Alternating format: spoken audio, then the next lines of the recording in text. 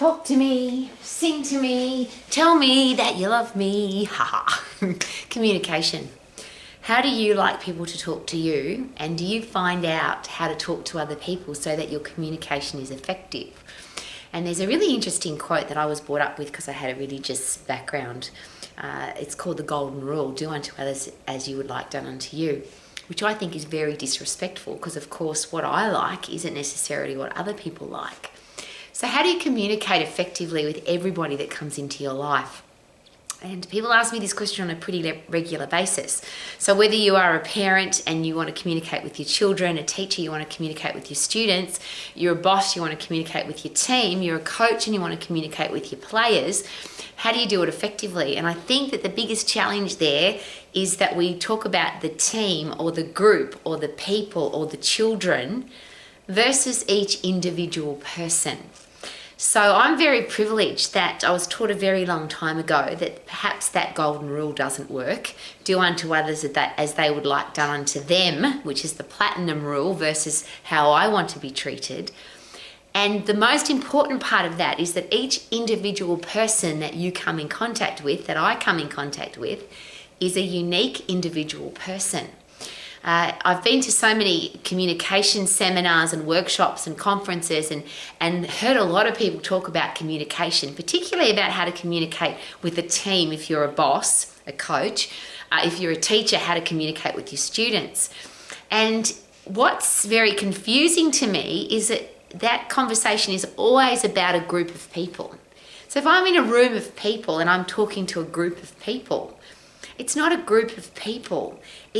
There's all individual people that just happen to be in the same place at that particular time. So how do I communicate effectively with every single person I come in contact with? And is it possible that we need to treat people, we need to value people as an individual person? So that's not a teenager, that's a person that's in front of me now. A lot of people say to me, Rowie, how do you communicate so effectively with children? You don't have any children. How can you go to schools and I chat to 5-year-olds and 7-year-olds and 10-year-olds and 15-year-olds, and then I go to business conferences and chat with 55-year-olds and 85-year-olds? Because that's not who they are. Each person that I come in contact with is a unique individual person. They've got different desires, different wants, different dreams, different goals. They come from a different background, a different culture. They've got a way of thinking. They've got a life experience that I could never assume to understand. So if I want to communicate effectively, surely I have to find out about the person, not treat them as if, oh, that's an old person, so I'm going to treat them a certain way, or that's a child, so I'm going to speak to them a certain way. Have you noticed that often when we're in communication with a child, we talk to them in child tones?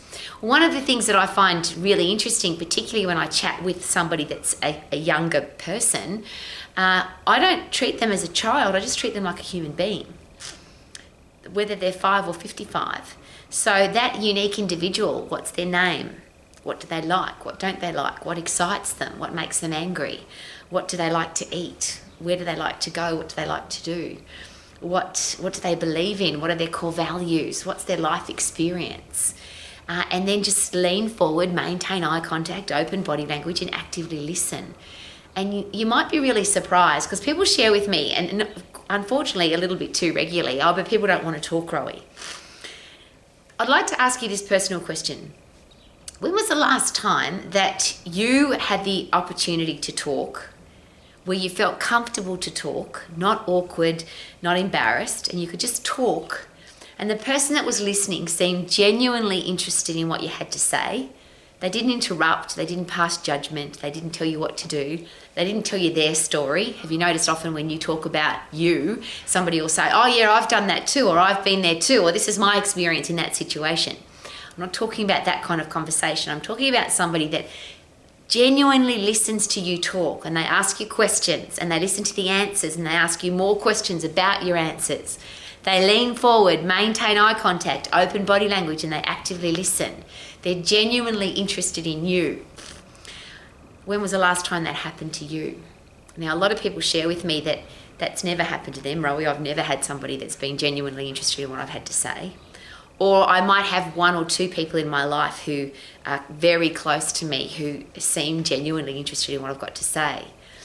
But it's a basic human need. Did you know that? For us to share our inner feelings and to share what's important to us and to share what's happened to us and just to have somebody be genuinely interested in us makes us feel good. It's a human need. So if I want to communicate effectively with any human being, could it be a really great idea to tap into that basic human need of being genuinely interested? Now, here's the key here, though. If you're not genuinely interested, you can't pretend to be. You can't, well, I want to sell them something, or I want to sleep with them, or I want to get a job, so I'm going to listen to them talk. It can't be that reason. If you really want to build relationships with somebody, if you really want somebody to care about you, is it important that you care about them? Be interested in them, love them first. And it might sound a little bit airy-fairy, but how can we have a personal relationship, a strong, rock-solid, happy, beautiful relationship with anybody if we're not genuinely interested in them? And if we are genuinely interested in somebody else, is it possible or more likely that they will be genuinely interested in us? Now, that might not be the case. You might give in every conversation and be genuinely interested in the other person, and they don't give a damn about you.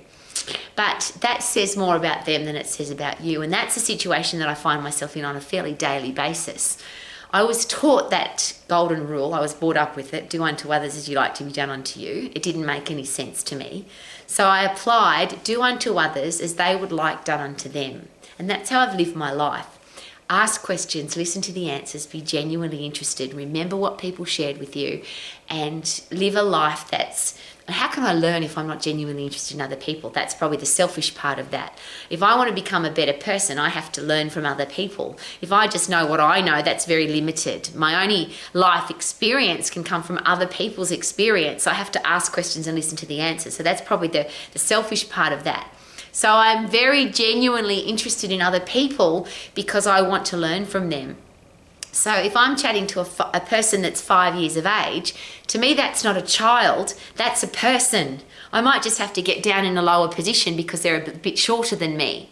If I'm communicating with somebody that's got grey hair and wrinkles on their face, it's not an old person, it's just a person with a life experience, and they're the people that I think I can learn the most from. It's one of the interesting things I find in society right now, where I observe young people treating old people as if they're children again. They talk to old people as if they don't have any brains or they're stupid. And I'm just sharing that as an observation because I think it's quite sad, because that more mature person with the grey hair and the lines on their face, think about what they've experienced in their life. I use my mother as an example because people used to treat, and I'm using my mum because I was in that situation. My mother at 80, 90 years of age, people would treat her like she was an old lady. But my mother, can you imagine when you were born and you've lived on the planet for as long as she has experienced so many changes. She went through the Second World War as a nurse. She married a man that was in Auschwitz concentration camp. She came as a refugee to Australia. She had 6 children. She was a driven woman who did amazing things with her life. And yet when she was 80 and 90, people treated her again like she was a child. And I just think that's sad, not for my mother. Of course, it's disrespectful to my mother, but sad for the people that didn't take the time to ask her questions about her amazing life and learn from her experience. How can we learn about another person if we aren't genuinely interested in them? How can we learn for our own opportunity if we don't ask questions and listen to the answers?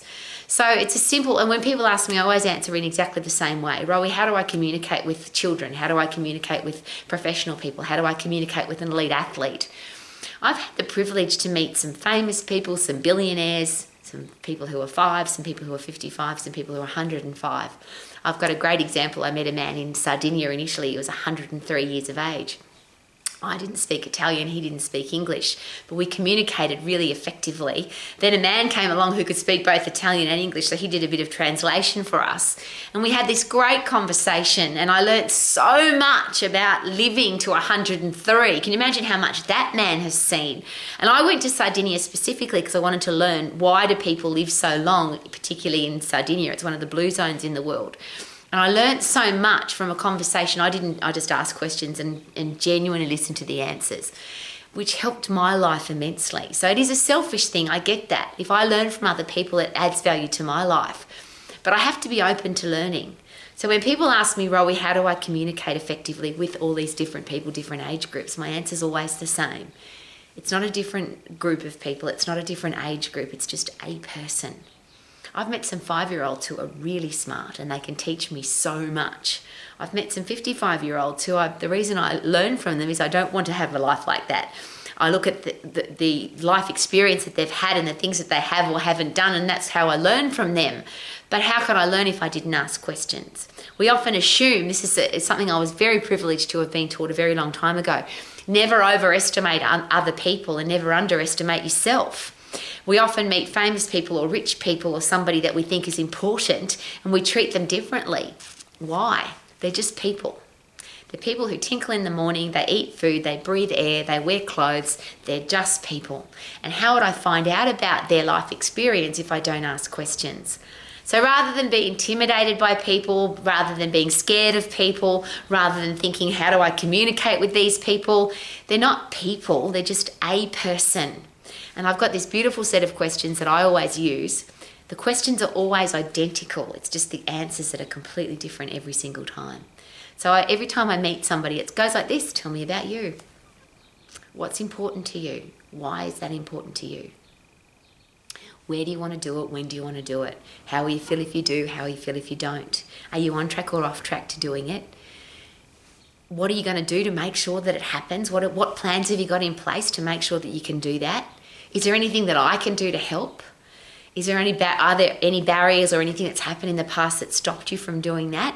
And I lean forward, maintain eye contact, open body language, and actively listen. Whether the person is 5 or 15 or 55 or 103. I would love you to have great relationships with everybody in your life. Even the people that are horrible to you, the people that are nasty to you, surely they can add value to our lives. Maybe the only thing we learn from those people is, I don't want to be that kind of person. But how do I find out how to not be that kind of person if I don't ask questions? Never overestimate other people, never underestimate yourself, and always make sure that you ask questions so that you can learn about the other person. Could that be a really good idea? Treat every person like an individual human being rather than a group. And last but not least, if you are communicating in any way, shape or form with the group, is it possible that everybody in that, each individual person, whether it's 10 people in the room or 100 people in the room or 10,000 people in the room, each one of those people needs to feel like you're talking directly to them. And I'll give you a beautiful example of that. I went to a conference I was in the Brisbane Entertainment Centre, and it was General Schwarzkopf, who was the leading general in the first Iraqi war, American general. And I was way at the back in a stadium of 8,000 people, and I felt like he was talking directly to me. Now, he didn't even know that I was there, of course, but I just felt that he was talking directly to me. And that is a leadership skill, I'm sure. That's why he could lead so many people into war, because he was a general that could communicate effectively. Well, is it possible that the only way to do that is to not talk to people as a collective group, but to talk to each individual person? So rather than, hi team, hi guys, how is everyone? How about, how are you? And what's happening with you, and what can I do for you? So that the person that you're talking to feels like you're talking directly to them. If you're genuinely interested in people, perhaps we need to learn more about people. Communication is easy. Treat people the way that they want to be treated, and how do we know how they want to be treated if we don't ask? Ask people about them, lean forward, maintain eye contact, open body language, and actively listen to the answers. And is it possible that that would be a great way to live life to the max? Because we'll learn so much more, we'll have quality relationships, and the people that share with us will be sharing with us because they know that we are genuinely interested in what they've got to say. Live your life to the max. Thank you for coming to Romax, and thank you for being the person that listens. I think it's something that's missing in the world.